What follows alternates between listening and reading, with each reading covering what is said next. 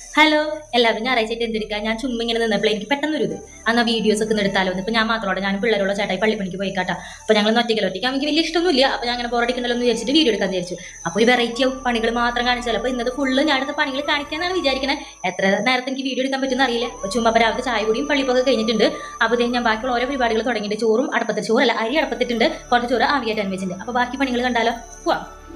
വലിയ കാര്യമായിട്ട് ഇൻട്രോയ്ക്ക് എടുത്തു. ആ ഇൻട്രോ എടുക്കൽ മാത്രം ഉണ്ടായിരുന്നുള്ളൂ കേട്ടോ. അതേപോലെ തന്നെ ഫുൾ എടുക്കാനൊന്നും എന്നെ കൊണ്ട് പറ്റിയില്ല.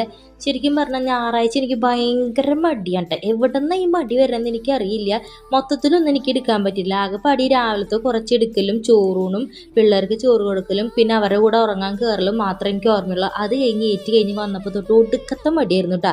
വീഡിയോ ഒന്നും എടുക്കാൻ പറ്റില്ല. പിന്നെ എന്തായാലും കുറച്ച് കഷ്ടപ്പെട്ടിട്ടല്ല ഇത്ര വീഡിയോ എടുത്തു വെച്ചേ.